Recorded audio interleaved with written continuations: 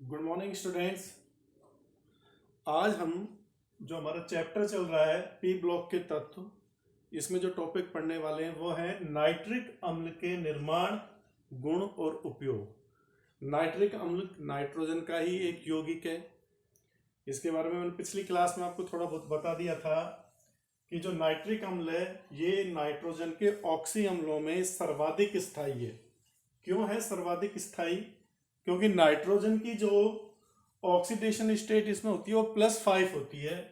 कुछ इस तरह की इसकी संरचना होती है। अगर अपन इसकी इलेक्ट्रॉन बिंदु संरचना बनाएं तो ये इस तरह से रहती है।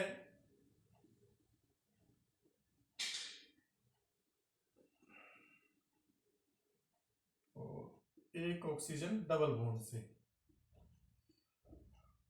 यहाँ 6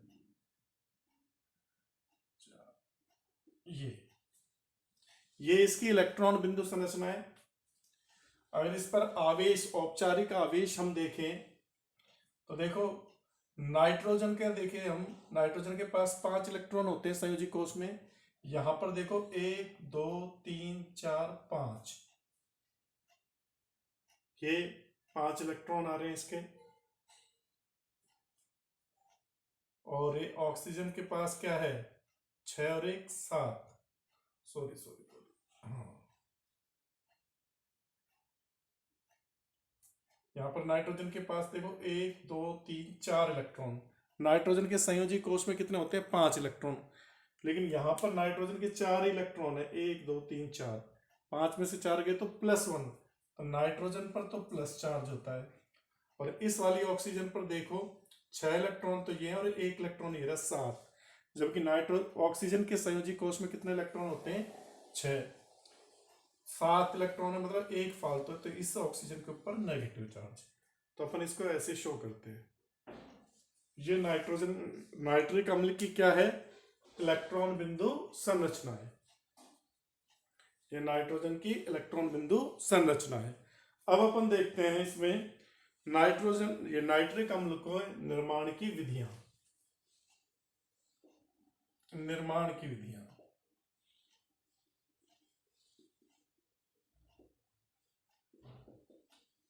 किन किन विधियों द्वारा नाइट्रिक अम्ल का निर्माण होता है? पहले देखते हैं प्रयोगशाला विधि कि प्रयोगशाला में इसको कैसे बनाया जाता है।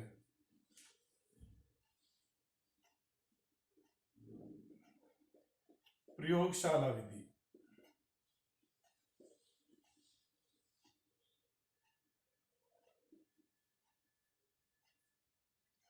प्रयोगशाला विधि में देखिए नाइट्रिक अम्ल को हम इसके जो लवण रहता है, सोडियम लवण या पोटेशियम लवण, सोडियम लवण या पोटेशियम लवण की सल्फ्यूरिक अम्ल से क्रिया द्वारा बना सकते हैं। NaNO3 सोडियम नाइट्रेट या पोटेशियम नाइट्रेट KNO3 की H2SO4 से क्रिया द्वारा क्या रिएक्शन होगी? देखो NaNO3 प्लस H2SO4 द्विविस्थापन, कांच के रिटार्ट में यह विक्रिया कराते हैं, द्विविस्थापन अभिक्रिया होगी। यहां से तो 2HNO3 और ये आ जाएगा आपका Na2SO4, संतुलित कर लेंगे। यह अभिक्रिया होती है। या इसको ऐसे भी कर सकते हैं, NaNO3 प्लस H2SO4, ये भी बन सकता है। इसमें HNO3, एक हाइड्रोजन तो यहां आ जाएगी और सोडियम यहां आ जाएगा, NaHSO4। इन अभिक्रियाओं द्वारा अपन इसमें क्या कर सकते हैं? प्रयोगशाला में इनको बना सकते हैं, प्रयोगशाला में इनको बनाया जा सकता है। अब देखते हैं दूसरा औद्योगिक मेथड। इसका स्क्रीनशॉट ले लीजिए।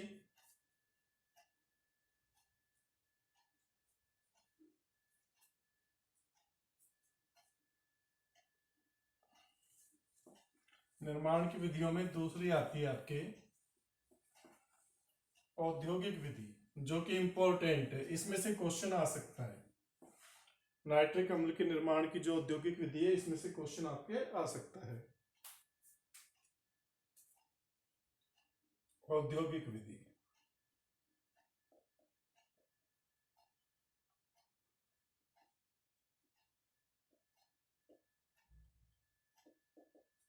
इसे हम ओस्टवाल्ड विधि भी कहते हैं। ओस्टवाल्ड विधि द्वारा किया जाता है औद्योगिक रूप से। ओस्टवाल्ड विधि,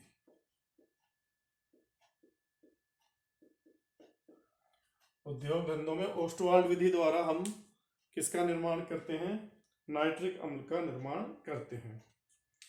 ये 3 पदों में, इसमें 3 पद होते हैं। 3 पद कौन कौन से हैं? 3 पदों में संपन्न होती है, 3 स्टेप में।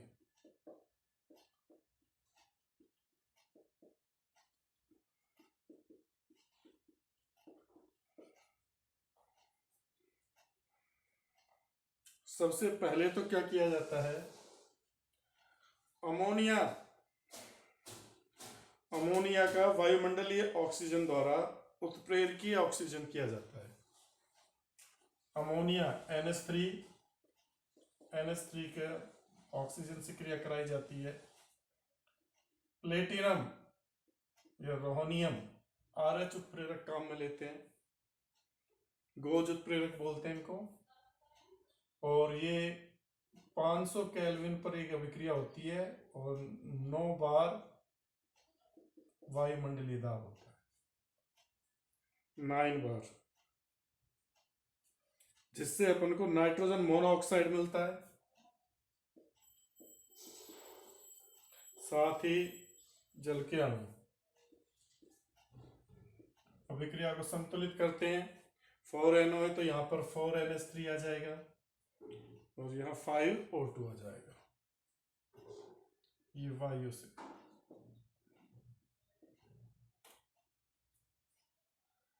ये नाइट्रोजन मोनोऑक्साइड गैस में, ये पहला पद है।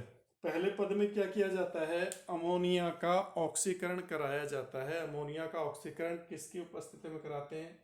प्लेटिनम या रोहनियम उत्प्रेरक की उपस्थिति में कराते हैं, जिन्हें गोज उत्प्रेरक भी बोलते हैं। इसे अपन क्या बोलते हैं? गोज उत्प्रेरक। और ये 500 केल्विन ताप पर कराया जाता है। दाब जो 9 बार रखा जाता है, 9 बार नाइट्रोजन मोनोऑक्साइड प्राप्त हो जाती है। ये पहला स्टेप है। दूसरे स्टेप में क्या किया जाता है? इस नाइट्रोजन मोनोऑक्साइड की क्रिया ऑक्सीजन से कराई जाती है, जो उत्क्रमणीय अभिक्रिया होती है। इसका नाइट्रोजन मोनोऑक्साइड या नाइट्रिक ऑक्साइड का ऑक्सीजन से संयोग कराते हैं, तो क्या बनता है आपका? Nitrogen dioxide NO2। ये भी गैस है, ये भी गैस है।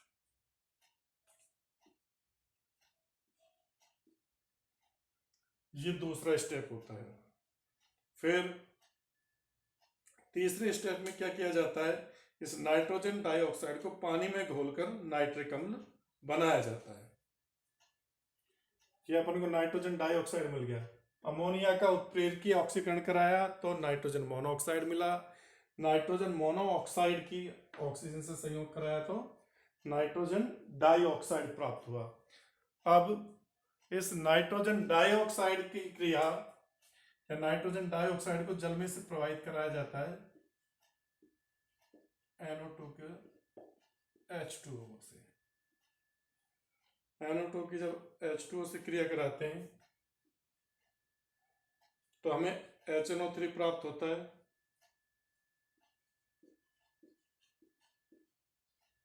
टू HNO3, ठीक है भाई। और नाइट्रोजन मोनोऑक्साइड प्राप्त होती है, नाइट्रोजन मोनोऑक्साइड प्राप्त होता है।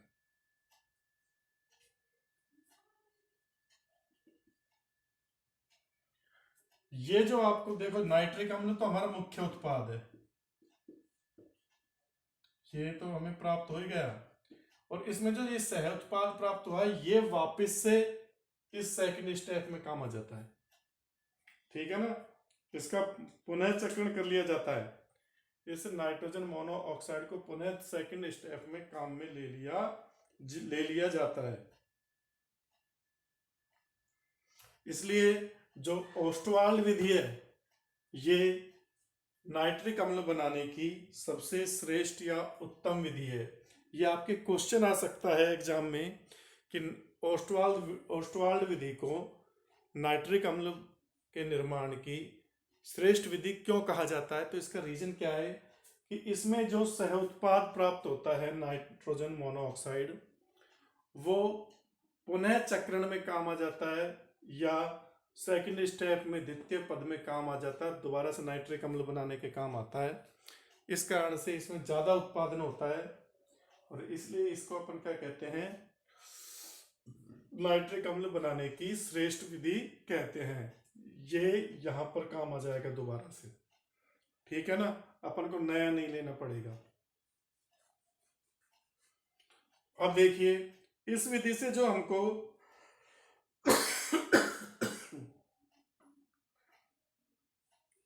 एक्वेटिक नाइट्रिक अम्ल प्राप्त हो रहा है, कैसा, जलीय विलयन। हमें नाइट्रिक अम्ल का क्या प्राप्त हुआ है, जलीय विलयन। तो इसका क्या कराते हैं, हम आसवन कराते हैं जिससे इसका सांद्रण बढ़ता है। तो हम इसका आसवन कराकर ओस्टवाल्ड विधि से जो नाइट्रिक अम्ल प्राप्त होता है उसका सांद्रण करके 68% 68% वाला सांद्रता वाला नाइट्रिक अम्ल प्राप्त कर सकते हैं। उससे अधिक का 68% से अधिक का नाइट्रिक अम्ल प्राप्त नहीं कर सकते। ये क्वेश्चन है, एक अच्छा क्वेश्चन बनता है यहाँ, इसका स्क्रीनशॉट ले लीजिए। 3 स्टेप है ओस्टवाल्ड विधि के।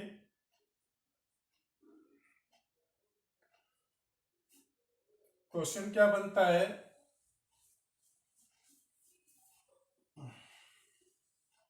कि ओस्टवाल्ड विधि से जो नाइट्रिक अम्ल का जलीय विलयन प्राप्त होता है उसका सांद्रण करते हैं तो 68%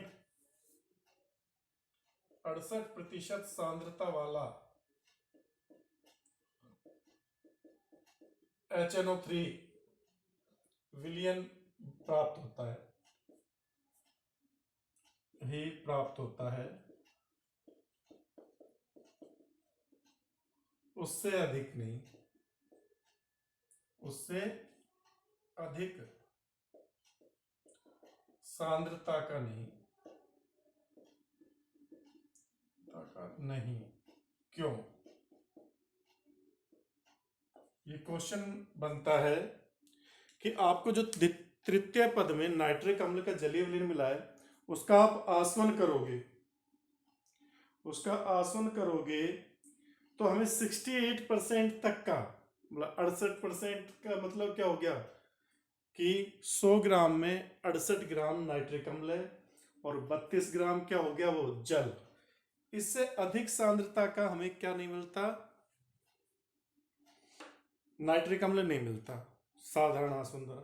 इसका रीजन क्या है कि जो 68% सांद्रता वाला नाइट्रिक अम्ल है, 68% सांद्रता वाला HNO3 विलयन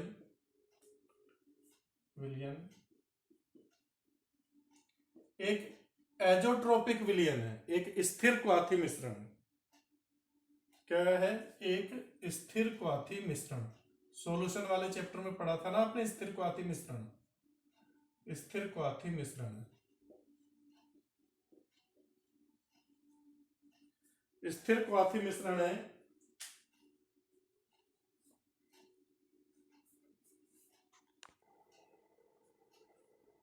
स्थिर क्वाथी मिश्रण है। स्थिर क्वाथी मिश्रण क्या होता है, 2 पदार्थों का ऐसा मिश्रण जो एक ही ताप पर उनका क्वथनांक क्या हो जाए, एक ही हो जाए, दोनों पदार्थों को ऐसे अनुपात में मिलाया जाए।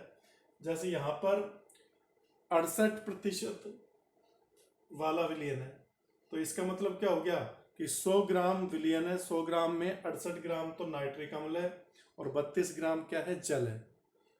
तो इस अनुपात में क्या होगा, ये जल भी और नाइट्रिक अम्ल भी दोनों एक ही ताप पर उबलेंगे।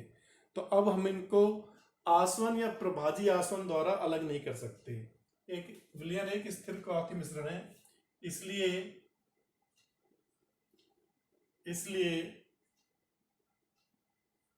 इन्हें प्रभाजी आसवन द्वारा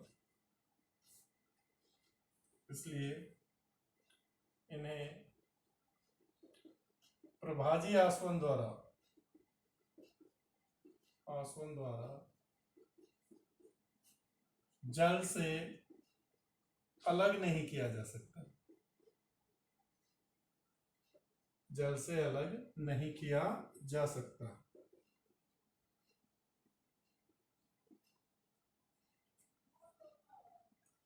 अब इस कारण से और अधिक सांद्रता का हमको विलयन नहीं मिलेगा, इससे अधिक सांद्रता का विलयन नहीं मिल सकता। अगर हमको इससे अधिक सांद्रता का विलयन प्राप्त करना है तो उसके क्या क्या तरीके हैं। इससे अधिक सांद्रता का नाइट्रिक अम्ल का विलयन प्राप्त करने के लिए सांद्र H2SO4 द्वारा निर्जलीकरण कराया जाता है। इसका उपाय क्या है, सांद्र H2SO4 द्वारा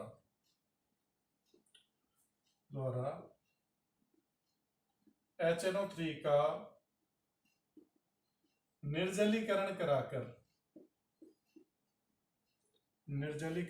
कराके 95% वाला HNO3 विलयन प्राप्त हो जाता है।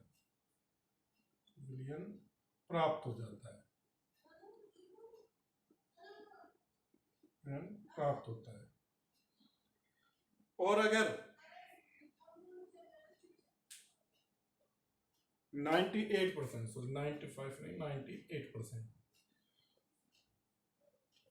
और इसका फास्फोरस पेंटाऑक्साइड से निर्जलीकरण कराया जाए तो हमें 100% नाइट्रिक अम्ल मिल जाता है। इससे तो 98% नाइट्रिक अम्ल मिला है, H2SO4 द्वारा निर्जलीकरण कराया। अगर फास्फोरस पेंटाऑक्साइड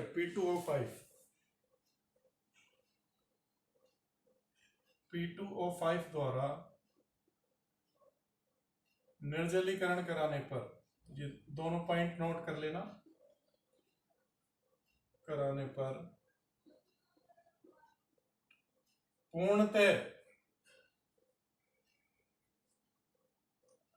पूर्णतः निर्जलीकृत, मतलब 100% पूर्णतः निर्जलीकृत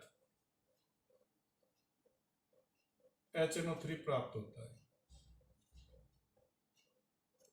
तो ये छोटे छोटे क्वेश्चन बनते हैं। इसमें क्या क्या क्वेश्चन बनते हैं, इसके ओस्टवाल्ड विधि से इंपॉर्टेंट मेथड है, जो औद्योगिक विधि है ना, जिसको ओस्टवाल्ड विधि बोलते हैं। ये इसमें से क्वेश्चन क्या क्या बनते हैं कि ये श्रेष्ठ विधि क्यों है, पहला तो यही क्वेश्चन बनता है। तो श्रेष्ठ विधि का कारण बता दिया कि जो तीसरे पद में नाइट्रोजन मोनोऑक्साइड प्राप्त होती है वो द्वितीय पद में दोबारा काम आ जाती है, पुनः चक्रित हो जाती है, तो इसलिए ये श्रेष्ठ विधि है। दूसरा कि इससे अधिकतम 68% सांद्रता वाला ही नाइट्रिक अम्ल क्यों प्राप्त होता है, क्योंकि 68% सांद्रता वाला जो नाइट्रिक विलयन है, नाइट्रिक अम्ल का विलयन, वो एक स्थिर क्वाथी मिश्रण है जल और नाइट्रिक अम्ल का, तो उसे अपन प्रभाजी आसवन द्वारा उसमें से जल को अलग नहीं कर सकते, इसलिए अपन को 68% तक का प्राप्त होता है आसवन विधि द्वारा। अगर अपन को और ज्यादा सांद्रता वाला अम्ल चाहिए तो सांद्र H2SO4 द्वारा नाइट्रिक अम्ल का क्या कराया जाता है, निर्जलीकरण कराया जाता है, जिससे 98% सांद्रता वाला नाइट्रिक अम्ल प्राप्त होता है। और अगर इसका फास्फोरस पेंटा ऑक्साइड द्वारा निर्जलीकरण कराएं तो हमको 100% नाइट्रिक अम्ल का विलयन प्राप्त हो जाता है। 100% वाला पूर्णतः निर्जलीकृत विलयन मिल जाता है। ये इसका क्या हो गया, तीसरा क्वेश्चन हो गया। और देखिए, जो हमें सांद्रण के फलस्वरूप जो अम्ल में कुछ मात्रा में NO2 की उपस्थिति भी होती है, जिसके कारण इसका रंग क्या होता है, जो हमें नाइट्रिक अम्ल का विलयन मिलता है ना, जलीय विलयन, वो थोड़ा सा भूरे रंग का होता है। वो भूरे रंग का क्यों होता है, क्योंकि उसमें कुछ मात्रा में NO2 भी रहता है। इसी को अपन क्या बोलते हैं, सधूम नाइट्रिक अम्ल, fuming nitric acid. Fuming nitric acid ये वाला जो है सधूम नाइट्रिक अम्ल सांद्रण के पश्चात जो मिलता है, यहां पर लिख देता हूं मैं। सधूम नाइट्रिक अम्ल क्या है, सधूम नाइट्रिक अम्ल ये भूरे रंग का होता है। HNO3 में कुछ मात्रा में NO2 भी मिला होता है। NO2 ये भूरे रंग का होता है। इसी को बोलते हैं अपन फ्यूमिंग नाइट्रिक एसिड। सांद्रण के पश्चात जो हमको अम्ल प्राप्त होता है, उसमें कुछ मात्रा में NO2 की उपस्थिति भी रहती है। इस कारण से उसी को बोलते हैं अपन सधूम नाइट्रिक एसिड। तो ये याद रखना, फ्यूमिंग नाइट्रिक एसिड क्या है, नाइट्रिक अम्ल और NO2 का मिश्रण। मतलब नाइट्रिक अम्ल में कुछ मात्रा में NO2 भी रहती है, उसी को बोलते हैं अपन सधूम नाइट्रिक अम्ल बोलते हैं, सधूम नाइट्रिक एसिड। ठीक है, तो इसका स्क्रीनशॉट ले लीजिए। इसमें 2-3 क्वेश्चन है, ये आपको ध्यान रखने हैं।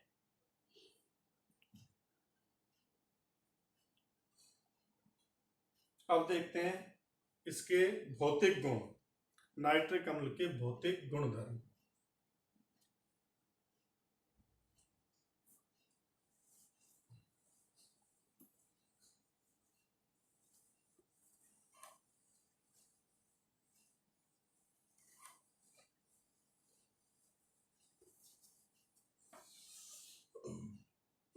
HNO3 के भौतिक गुणधर्म।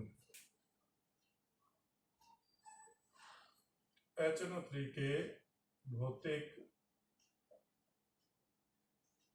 गुणधर्म।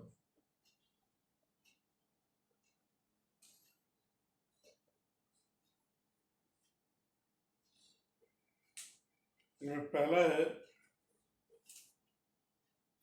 जो शुद्ध नाइट्रिक अम्ल है ये रंगहीन सधूम तीक्ष्ण गंध वाला द्रव है। शुद्ध HNO3 रंगहीन सधूम तीक्ष्ण गंध वाला द्रव है। तीक्ष्ण गंध वाला द्रव है। ठीक है भाई। और सूर्य की उपस्थिति में ये पीला पड़ जाता है, क्योंकि ये अपघटित होकर NO2 बनाता है।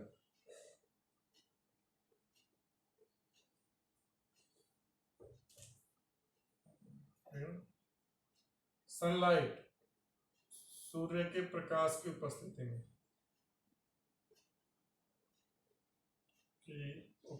में,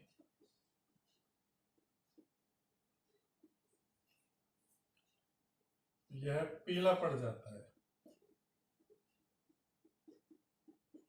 तो सूर्य के प्रकाश द्वारा ये अपघटित होकर NO2 बनाता है। NO2 जब HNO3 में घुलती है तो ये पीला पड़ जाता है, पीला रंग हो जाता है। और प्रयोगशाला कोटि के नाइट्रिक अम्ल का द्रव्यमान HNO3 68%, प्रयोगशाला में 68% वाला, प्रयोगशाला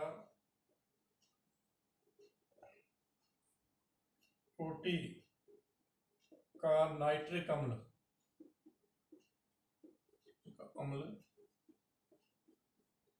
68% होता है।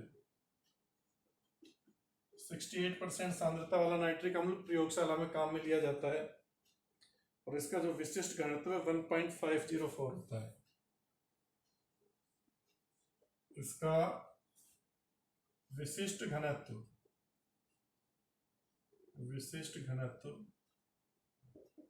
1.504 होता है।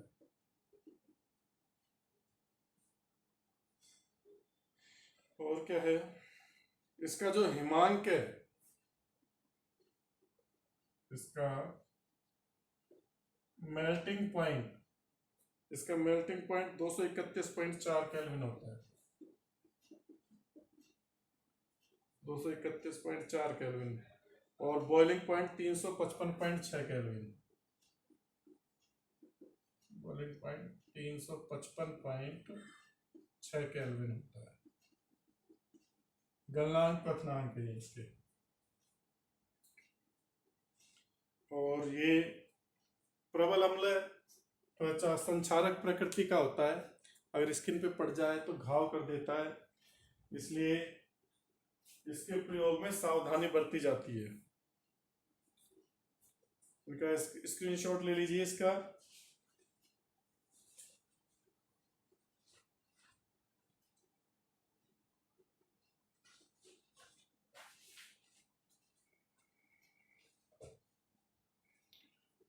अब इसके रासायनिक गुणधर्म देखेंगे।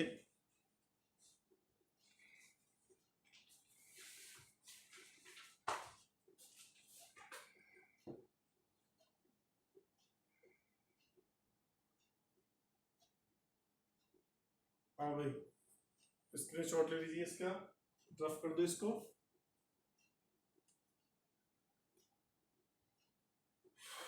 HNO3 के रासायनिक गुण।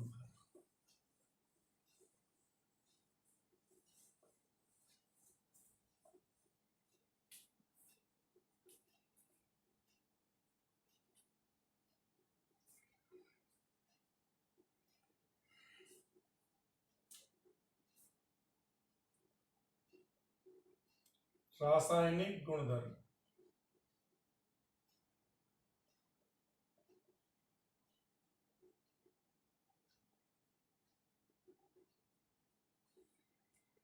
इसमें पहला आता है अम्लीय प्रकृति।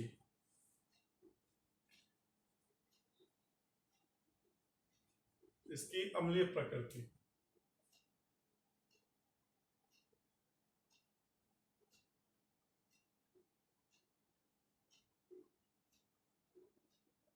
तो नाइट्रिक अम्ल है जो प्रबल अम्ल है, जब इसको जल में घोला जाता है तो हमको हाइड्रोजन आयन और नाइट्रेट आयन प्राप्त होते हैं। HNO3 को जब जल में घोलते हैं तो H+ आयन और NO3- आयन प्राप्त होता है। ये H+ आयन जल से जुड़कर, जल के अणुओं से जुड़कर हाइड्रोनियम आयन बनाते हैं, H3O+ आयन। तो हाइड्रोनियम आयन प्राप्त हो रहा है, ये प्रबल अम्ल की भांति व्यवहार करता है। और इसकी क्रिया जब हम क्षार से कराते हैं तो लवण और जल प्राप्त होते हैं। ये तो इसकी अम्लीय प्रकृति को एक तो यही चीज शो कर रही है कि हाइड्रोनियम आयन मिल रहे हैं।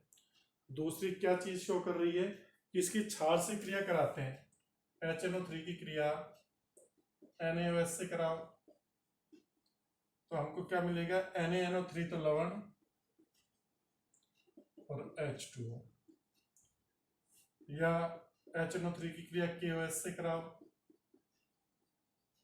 तो KNO3 लवण और H2। ये छोटी क्लासों में पढ़ चुके हो आप, अम्ल क्षार 11वीं क्लास में भी पढ़ा था, 10वीं में भी पढ़ा था। अम्ल की क्रिया क्षार से कराते हैं और लवण और जल प्राप्त होते हैं, वही क्रिया है। तो ये अम्लीय प्रकृति को शो कर रही है। दूसरा गुण आता है इसका ऑक्सीकारक गुण। ये दूसरों का ऑक्सीजन कर देता है, ऑक्सीकरण, क्योंकि ये इजीली ऑक्सीजन दे देता है, इसमें से ऑक्सीजन मुक्त हो जाती है। धातु और अधातु दोनों का ऑक्सीकरण करता है। तो दूसरा इसका गुण देखते हैं, इसका स्क्रीनशॉट ले लीजिए। अम्लीय प्रकृति के बाद दूसरा आता है ऑक्सीकारक गुण।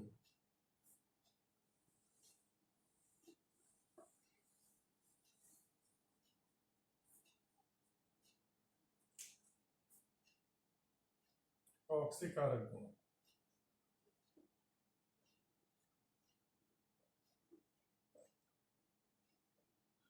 ये आसानी से नवजात ऑक्सीजन देता है, जो कि दूसरे धातु या अधातु का ऑक्सीकरण कर देती है। इस कारण से ये एक अच्छा ऑक्सीकारक है, प्रबल ऑक्सीकारक है। ये किसकी भांति कार्य करता है? प्रबल ऑक्सीकारक की भांति, प्रबल ऑक्सीकारक है ये धातु और अधातु दोनों का ऑक्सीकरण करता है। देखिए, जो सांद्र नाइट्रिक अम्ल है, सांद्र नाइट्रिक अम्ल किस प्रकार से नवजात ऑक्सीजन देता है? ये H2O, 2NO2 और ऑक्सीजन में नवजात ऑक्सीजन, जो कि अत्यधिक क्रियाशील होती है, इसी कारण से दूसरे की ऑक्सीकरण करती है। ये सांद्र नाइट्रिक अम्ल है। अगर तनु नाइट्रिक अम्ल लोगे तो क्या क्रिया होगी?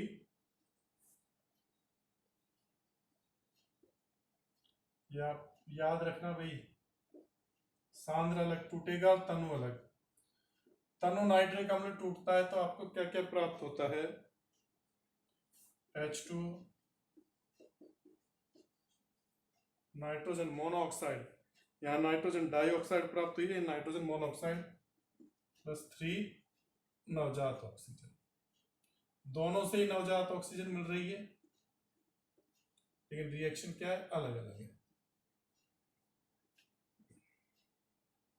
ये तनु नाइट्रिक अम्ल की है, ये ऑक्सीकारक गुण को कर रहा है। अगली क्लास में अपन देखेंगे, अभी इसका बच रहा है कि किस प्रकार से तो ये धातुओं का ऑक्सीकरण करता है और किस प्रकार से अधातुओं का ऑक्सीकरण करता है। अब इसकी कुछ क्रियाएं, रिएक्शंस बाकी हैं, वो अपन अगली क्लास में देखेंगे। आज के लिए इतना काफी है। ये रिएक्शन जरूर याद रखना, दोनों सांद्र नाइट्रिक अम्ल का जब विघटन होता है, नवजात ऑक्सीजन तो मिलती है, लेकिन नाइट्रोजन डाइऑक्साइड से उत्पाद के रूप में प्राप्त होता है। जबकि तनु नाइट्रिक अम्ल टूटता है तो नाइट्रोजन मोनोऑक्साइड मिलता है, नवजात ऑक्सीजन। ओके, स्क्रीनशॉट ले लीजिए इसका।